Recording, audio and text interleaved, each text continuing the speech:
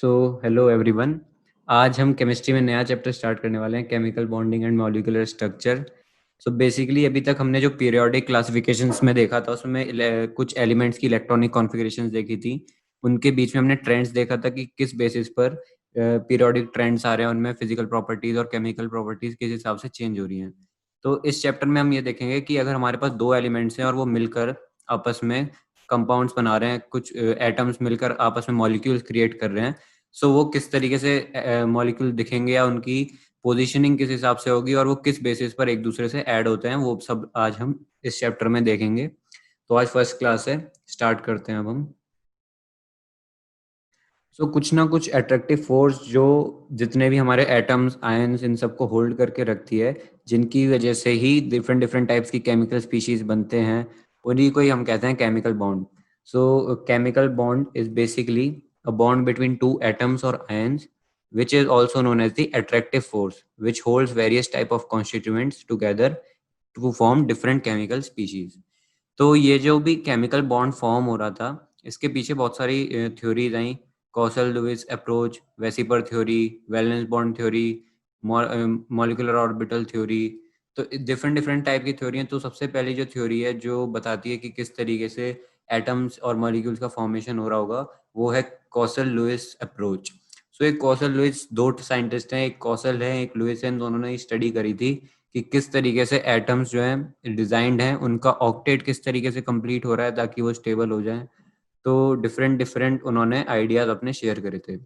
जो लुइस हैं, Louis scientist हैं, मैं नीचे करता हूँ, केमिकल लुइस अप्रोच। हाँ, तो इसमें ये जो लुइस साइंटिस्ट हैं, इन्होंने क्या किया था, इन्होंने जब एटम को स्टडी किया था तो उसमें जो इलेक्ट्रॉन्स थे, मतलब एक जो एटम होता है कंप्लीट, उन्होंने उसे पॉजिटिवली चार्ज माना था, जिसे उन्होंने नाम दिया था कर्नल। बोले तो इस तरीके से कर्नल। तो उन्होंने कर्नल बोला था, एक पॉजिटिवली चार्ज उन्होंने माना, जितना भी न्यूक्लियस है वो पॉजिटिवली चार्ज है, और जो उसके अंदर इलेक्ट्रॉन्स हैं वो भी उन्होंने उसमें माने कि किसी तरीके से फिल्ड है ना, आउटर शेल में उसके। और जिससे क्या हो रहा है कि मैक्सिमम जो आउटर शेल में इलेक्ट्रॉन्स आ सकते हैं वो 8 इलेक्ट्रॉन्स आ सकते हैं, ये उन्होंने कंसिडर किया था।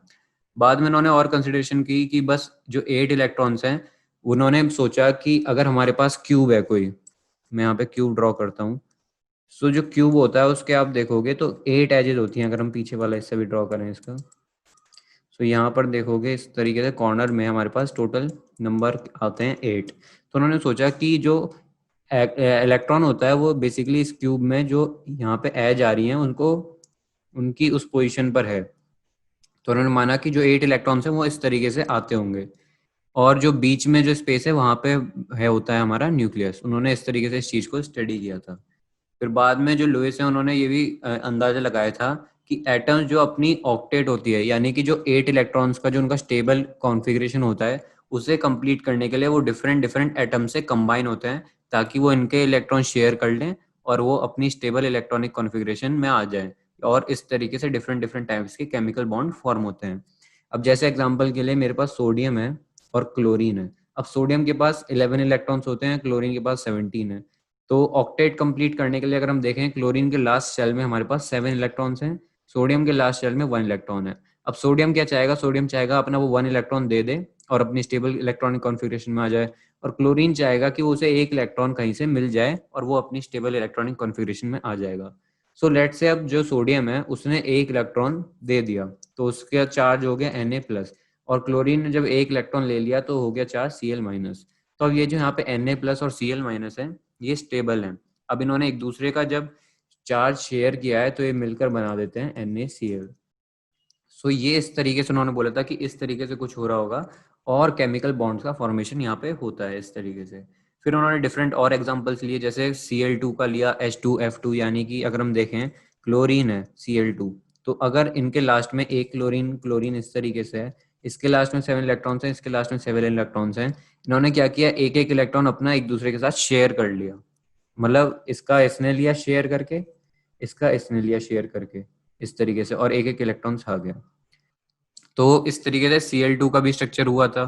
फिर H2 भी हमने देखा था कि जो हाइड्रोजन के दो बॉन्ड्स हो गए वो किस तरीके से, अब इसके लास्ट में एक इलेक्ट्रॉन है, लास्ट में एक इलेक्ट्रॉन है इसके, तो इन्होंने क्या किया, आपस में शेयरिंग कर ली, कि भाई तुम जो मुझे विश दे दो और मैं तुम्हें भी दे देता हूँ। इन दोनों ने शेयर किया और अपना जो डबलेट होता है, बेसिकली जो हाइड्रोजन है उसका तो डबलेट ही बनेगा, ऑक्टेट तो होगा नहीं, तो इन्होंने वो कंप्लीट किया और इस तरीके से वो अपनी स्टेबल इलेक्ट्रॉनिक कॉन्फ़िगरेशन में आए थे। तो और अगर हम फ्लोरीन को देखें, F2 भी इसी तरीके से फॉर्म हो जाता है कि एफ फ्लोरीन के लास्ट में 7 इलेक्ट्रॉन्स, दूसरे फ्लोरीन के भी लास्ट में 7 इलेक्ट्रॉन, दोनों ने शेयरिंग करी और अपना स्टेबल आउटर ऑक्टेट कंप्लीट किया इलेक्ट्रॉन्स का। इस तरीके से stable outer octet of electrons इन्होंने अपने कंप्लीट किए थे। नेक्स्ट चीज जो लुइस ने अज्यूम करी थी वो करे थे कुछ डॉट्स से उसने स्पेसिफाई करा था इलेक्ट्रॉन्स को, जिसे हम बोलते हैं लुइस सिंबल्स। जो अभी हम देखते हैं कि लुइस सिंबल्स क्या होते हैं। अगर लेट से हाइड्रोजन के पास एक इलेक्ट्रॉन है तो उसने हाइड्रोजन के बाहर बस जो लास्ट वाली शेल है उसको एक डॉट से रिप्रेजेंट कर दिया कि भाई एक इलेक्ट्रॉन को हम डॉट से रिप्रेजेंट कर रहे हैं। जितने भी आउटर शेल के इलेक्ट्रॉन्स थे वही सब केमिकल कॉम्बिनेशन में पार्टिसिपेट करते हैं और उनको ही हम वैलेंस इलेक्ट्रॉन्स बोलते हैं। तो हाइड्रोजन के पास उन्होंने इस तरीके से डॉट से रिप्रेजेंट किया। अगर हम क्लोरीन की बात करें तो उसके लास्ट में 7 इलेक्ट्रॉन्स हैं आउटर मोस्ट शेल में, तो अगर हम उनको रिप्रेजेंट करेंगे तो 1 2 3 4 5 6 एंड 7 इस तरीके से। तो यहाँ पर H के पास 1 इलेक्ट्रॉन हो गया, क्लोरीन के पास 7 इलेक्ट्रॉन, इस तरीके से उन्होंने इलेक्ट्रॉन्स को शो किया था। अगर मैं लिथियम की वही बात करूं, लिथियम के लास्ट शेल में भी 1 इलेक्ट्रॉन होता है, उसको इस तरीके से शो कर दिया। बेरिलियम की बात करें तो 2 इलेक्ट्रॉन्स होते हैं, तो इस तरीके से शो हो गया। आगे बढ़े तो बोरोन आएगा, carbon, nitrogen, oxygen, fluorine, neon. इस तरीके से अगर हम देखें तो बोरॉन के लास्ट में 3 इलेक्ट्रॉन्स हैं, इस तरीके से हो गए। कार्बन के 4, तो इस तरीके से। नाइट्रोजन के लास्ट में 5 होते हैं, तो 1 2 3 4 5। ऑक्सीजन के लास्ट में 6 हो गए, तो 1 2 3 4 5 6। फ्लोरीन के लास्ट में अगर हम देखेंगे तो 7 इलेक्ट्रॉन्स होते हैं, 1 2 3 4 5 6 7। नियॉन का ऑक्टेट फुल होता है तो 8 इलेक्ट्रॉन्स वहां पे होंगे। तो इस तरीके से डॉट से रिप्रेजेंट किया था उन्होंने लास्ट आउटर मोस्ट शेल के इलेक्ट्रॉन्स को। इन्हीं को ही हम बोलते हैं लोएस्ट सिंबल्स। इस चीज को आप नोट डाउन भी कर सकते हैं, इस बेसिकली इस वाले जो डायग्राम है इसको। यस, ये जो लास्ट वाले शेल में जितने नंबर ऑफ इलेक्ट्रॉन्स होंगे उनको हम डॉट से रिप्रेजेंट कर देंगे। इसका मतलब भी यही होता है कि जो भी अपने वैलेंस इलेक्ट्रॉन्स है ना वो सब आउटर मोस्ट शेल में होंगे, क्योंकि आउटर मोस्ट शेल के इलेक्ट्रॉन्स रिएक्शन में पार्टिसिपेट करते हैं, उनको ही बस हमने डॉट की फॉर्म में रिप्रेजेंट किया है। जैसे कार्बन है, कार्बन की लास्ट शेल में 4 इलेक्ट्रॉन्स होते हैं, तो बस हमने क्या किया, 4 डॉट्स बना दिए इसके चारों तरफ। बोरॉन के लास्ट शेल में 3 है तो हमने 3 बना दिए। इसी तरीके से हमने डॉट्स बना दिए थे बस। और वैलेंसी हमने पढ़ाई है, वैलेंसी क्या होती है। इसकी लिथियम की वैलेंसी यहाँ पर हो जाएगी 1, क्योंकि इसके पास 1 इलेक्ट्रॉन है शेयर करने के लिए आउटर मोस्ट शेल में। बेरिलियम की 2 हो जाएगी, बोरॉन की 3, कार्बन की 4, नाइट्रोजन की कितनी हो जाएंगी, 3 भी हो सकती है, 5 भी हो सकती है ना। 8 माइनस से कर देंगे, 8 माइनस 5 करेंगे तो 3 भी हो सकती है, 5 भी हो सकती है। अब हम मूव करते हैं, लेट से अब हम मुझे देखना है कि NaCl किस तरीके से फॉर्म हो रहा है, जैसे कि अभी हमने ऊपर पढ़ा था। तो अगर देखें कि Na ने क्या किया, एक इलेक्ट्रॉन लूज कर दिया अपना, तो ये बन चुका है Na+ और एक इलेक्ट्रॉन इसका हमने ले लिया है। अगर हम वहीं क्लोरीन का देखें तो क्लोरीन में क्या हुआ है, ये जो इलेक्ट्रॉन है ये जुड़ चुका है और ये बन चुका है यहाँ पे क्लोरीन-। तो इस तरीके से बॉन्ड का फॉर्मेशन होता है। अब इस Na+ और Cl- को मिला करके हम Na+ Cl- इन दोनों को मिला करके NaCl भी लिख सकते हैं, या फिर Na+Cl- इस तरीके से भी लिख सकते हैं। और जितने भी बॉन्ड जो ये पॉजिटिव और नेगेटिव आयंस के अट्रैक्शन से बनते हैं उन सबको हम इलेक्ट्रोवैलेंट बॉन्ड बोलते हैं। और ये जो इलेक्ट्रोवैलेंसी होती है इसका मतलब होता है कि नंबर ऑफ यूनिट चार्ज कितना है उस आयन के ऊपर। तो यहाँ पर जो Na+ और Cl- के बीच में जो बॉन्ड फॉर्म हो रहा है उसे हम इलेक्ट्रोवैलेंट बॉन्ड बोलेंगे। और अगर हम यहाँ पर हम यूनिट चार्ज की बात करें तो 1 यूनिट चार्ज हो जाएगा, क्योंकि नंबर ऑफ इलेक्ट्रॉन जितने शेयर हुए वो यहाँ पे हैं 1, एक इलेक्ट्रॉन का शेयरिंग हुई है इधर।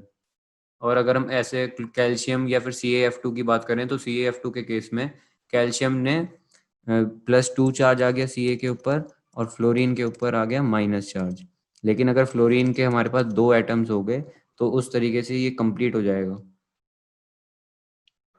क्योंकि यहाँ पे फ्लोरीन एक इलेक्ट्रॉन रिसीव करेगा, यहाँ पे ये वाला फ्लोरीन एक इलेक्ट्रॉन रिसीव करेगा और ये 2 इलेक्ट्रॉन्स दे देगा, तो ये बैलेंस हो गया। तो Ca।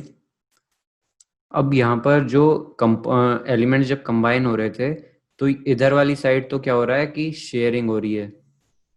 अगर हम देखें तो इधर क्या हो रही है, इलेक्ट्रॉन्स की शेयरिंग हो रही है। और इधर इलेक्ट्रॉन्स का जो है ट्रांसफर हो रहा है इस वाले केस में। तो इलेक्ट्रॉन्स जो है अपना मतलब एलिमेंट्स अपना ऑक्टेट जो कंप्लीट कर रहे थे, या तो वो ट्रांसफर ऑफ इलेक्ट्रॉन्स की वजह से कर पा रहे थे या फिर वो शेयरिंग ऑफ इलेक्ट्रॉन्स की वजह से कर पा रहे थे। इसी को ही हम बोल रहे थे ऑक्टेट रूल। क्लोरीन के लास्ट में 7 इलेक्ट्रॉन्स थे, ऐसे ही दूसरे क्लोरीन के लास्ट में भी 7 इलेक्ट्रॉन्स थे। तो ये क्या कर रहे हैं, आपस में शेयर कर ले रहे हैं। इस तरीके से इसने एक शेयर किया, एक इलेक्ट्रॉन इसका, और इसने एक इलेक्ट्रॉन शेयर किया। तो ये जो बॉन्ड फॉर्म हो रहा है यहाँ पे, ये बॉन्ड फॉर्म होगा कोवैलेंट बॉन्ड। ये बस बॉन्ड का नाम है। तो यहाँ पे अब हम देखेंगे तो क्लोरीन का ऑक्टेट कंप्लीट हो गया है, और इधर इसके 8 इलेक्ट्रॉन्स फुलफिल हो गए, इसके भी 8 इलेक्ट्रॉन्स फुलफिल हो गए। तो यहाँ पे जो बॉन्ड फॉर्म हो जाएगा Cl का, उसे बोलते हैं covalent bond. So bond formed by sharing of electrons is known as covalent bond. ये जो डॉट्स है यहाँ पर, ये रिप्रेजेंट कर रही हैं कि यहाँ पर इलेक्ट्रॉन्स हैं, और ये शेयरिंग करने के बाद किस तरीके से बॉन्ड का फॉर्मेशन हो रहा है। इन्हीं डॉट्स को हम बोलते हैं Lewis dot structures. Lewis dot structures, ये जो जिस तरीके से हमने यहाँ पर रिप्रेजेंट कर रखा है, ये डिफरेंट डिफरेंट मॉलिक्यूल्स के लिए भी डिज़ाइन हो सकते हैं। ठीक है, जैसे मान लो मुझे H2O के लिए देखना है, वाटर जो होता है अपना H2O।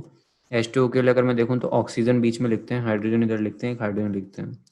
हाइड्रोजन के लास्ट शेल में एक इलेक्ट्रॉन है, ऑक्सीजन के लास्ट शेल में 1 2 3 4 5 6, लेट से ऐसे लिख दिया हमने।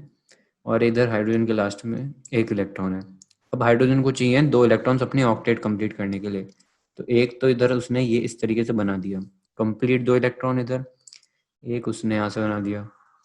अब हाइड्रोजन ने जब ऑक्सीजन के लिए हैं इलेक्ट्रॉन्स, तो ऑक्सीजन भी लेगा हाइड्रोजन के इलेक्ट्रॉन। सो ऑक्सीजन ने किस तरीके से, इस तरीके से अपना ऑक्टेट कंप्लीट कर लिया। तो इस तरीके से एक टेबल बन गया, यहाँ पे 2 इलेक्ट्रॉन्स कंप्लीट हो गए, यहाँ पे भी 2 इलेक्ट्रॉन्स कंप्लीट हो गए, और इधर इस ऑक्सीजन के 8 इलेक्ट्रॉन्स कंप्लीट हो गए। तो इस तरीके से हाइड्रोजन H2O का फॉर्मेशन होता है। अगर एक और एग्जांपल ले लें, अगर CCl4 की बात करें, तो यहाँ पे इस केस में कार्बन के पास लास्ट शेल में 4 इलेक्ट्रॉन्स होते हैं, और क्लोरीन के लास्ट शेल में 7 इलेक्ट्रॉन्स होते हैं। इसी तरीके से हाइड्रोजन का डबलेट कंप्लीट करते हैं, क्योंकि हाइड्रोजन को लास्ट शेल में अपने 2 इलेक्ट्रॉन्स चाहिए होते हैं बस। अब क्लोरीन को 8 इलेक्ट्रॉन्स चाहिए होते हैं, इसलिए वो कार्बन का यहाँ से एक शेयर करेगा, यहाँ से एक शेयर करेगा, यहाँ से एक शेयर करेगा, और यहाँ से। तो क्लोरीन के तो ऑक्टेट कंप्लीट हो गया। अब कार्बन को भी कंप्लीट करना है, इसलिए क्या करेगा, क्लोरीन का एक एक एलिमेंट, एक एक इलेक्ट्रॉन ले लेगा। इस तरीके से कार्बन का भी ऑक्टेट कंप्लीट। तो इस तरीके से सभी जितने भी एलिमेंट्स यहाँ पे, इन सबका ऑक्टेट कंप्लीट हो गया। अगर हम डबलेट की बात करें, डबलेट क्या होता है, तो जैसे हाइड्रोजन होता है और हीलियम होता है, तो ये हाइड्रोजन और हीलियम को अपने पूरा करने के लिए इलेक्ट्रॉन डबलेट, मतलब इन्हें लास्ट शेल में अपने 2 इलेक्ट्रॉन्स चाहिए होते हैं, तो इसलिए बस इनको बोल देते हैं हम डबलेट। जैसे ऑक्टेट का मतलब है कि लास्ट शेल में 8 इलेक्ट्रॉन्स चाहिए, और डबलेट का मतलब है कि लास्ट शेल में 2 इलेक्ट्रॉन्स चाहिए। तो हाइड्रोजन और हीलियम को लास्ट शेल में 2 इलेक्ट्रॉन्स चाहिए होते हैं, इसलिए बस इसे डबलेट बोल दिया गया है। इसलिए जब कोई भी 2 एटम शेयर करते हैं ना इलेक्ट्रॉन पेयर को, एक इलेक्ट्रॉन पेयर को, तब उसे बोला जाता है single covalent bond. Multiple covalent bond भी एग्जिस्ट करते हैं। मान लो कोई 2 एटम है, वो 2 पेयर ऑफ इलेक्ट्रॉन को शेयर कर रहे हैं। अभी जैसे क्या था, यहाँ 1 पेयर ऑफ इलेक्ट्रॉन शेयर हो रहा है, ऑक्सीजन बस एक इलेक्ट्रॉन शेयर कर रहा है हाइड्रोजन के साथ। अब लेट्स से हम एक और एग्जांपल ले लेते हैं, CO2, कार्बन डाइऑक्साइड, सबने सुना है नाम CO2 का। तो CO2 के लिए क्या करते हैं, कार्बन को बीच में रखते हैं, 4 हो गए कार्बन के, ऑक्सीजन को यहाँ रखते हैं 1 2 3 4 5 6, ऐसे ही ऑक्सीजन 1 2 3 4 5 6। ठीक है, अब अगर हम इसका ऑक्टेट कंप्लीट करेंगे तो कार्बन को कितने चाहिए होते हैं, 8, ऑक्सीजन को भी 8। तो ऑक्सीजन के यहाँ से कंप्लीट हो गए 8, इस वाले ऑक्सीजन के यहाँ से कंप्लीट हो गए 8, और कार्बन के 8 ऐसे कंप्लीट हो गए। सो अब आप देखोगे कि यहाँ पे एक इलेक्ट्रॉन पेयर ना फॉर्म होके 2 इलेक्ट्रॉन पेयर शेयर हो रहे हैं।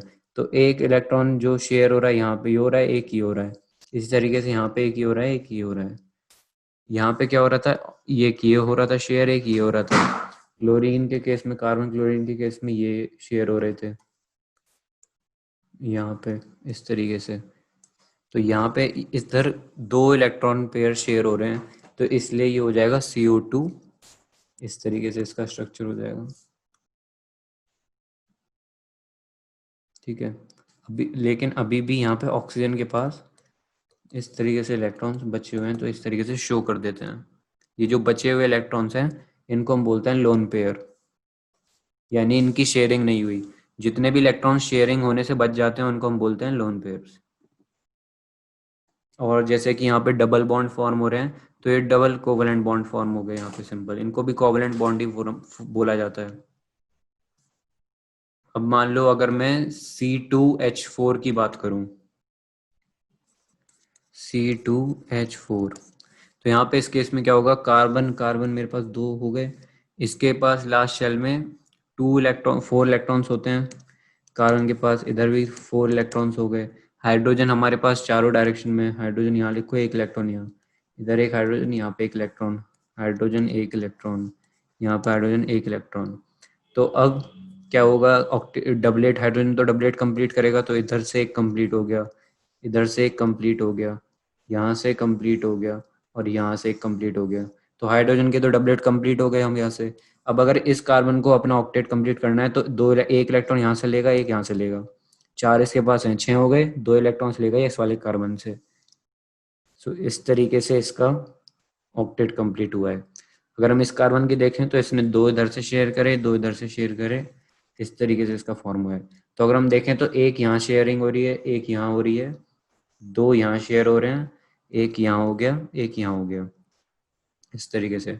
सो बेसिकली अगर हम चेक करेंगे किस तरीके से फॉर्म होकर आएगा, तो यहाँ पर ये बन रहा है C, यहाँ पे कार्बन, यहाँ पे हाइड्रोजन, हाइड्रोजन, हाइड्रोजन और हाइड्रोजन, इस तरीके से C2H4 फॉर्म हो रहा है। अभी जैसे यहाँ पर 2 बॉन्ड आए, मतलब 2 shared pair of electrons form हुए, हमारे पास 3 शेयर्ड पेयर ऑफ इलेक्ट्रॉन्स भी हो सकते हैं। कैसे, मान लो हमारे पास अब नाइट्रोजन है, इधर भी एक नाइट्रोजन है, N2 फॉर्म कर रहे हैं बेसिकली, तो N के लास्ट में उतने होते हैं, 5 होते हैं, तो 1 2 3 4 5, यहाँ पे भी लिखो 1 2 3 4 5। अब इसे कंप्लीट करने हैं अपने 8, तो क्या करेगा, ये यहाँ से कर देगा, हो गया 8, ऐसे ही ये यहाँ से कर देगा, हो गए 8। कितने इलेक्ट्रॉन पेयर शेयर्ड हुए, 1 यहाँ पे, 1 यहाँ पे और 1 यहाँ पे। तो हम बेसिकली इसे किस तरीके से लिख सकते हैं, N 3 आन, और यहाँ पे 2 इलेक्ट्रॉन्स यहाँ पे बचे हुए हैं ये, जो कि अनशेयर्ड हैं, और इन 2 अनशेयर्ड इलेक्ट्रॉन्स को बोलते हैं हम लोन पेयर, जो कि बच जाते हैं। अपना ऑक्टेट कंप्लीट करने के बाद जो इलेक्ट्रॉन्स बच गए उन्हें हम बोलते हैं लोन पेयर। अब जैसे अगर हम एक और एग्जांपल ले रहे हैं ट्रिपल बॉन्ड का, हम लेते हैं C2H2 का एग्जांपल। C2H2 के केस में क्या हो रहा है, यहाँ पे कार्बन है, लास्ट में 4 इलेक्ट्रॉन्स, इसके भी लास्ट में 4 इलेक्ट्रॉन्स।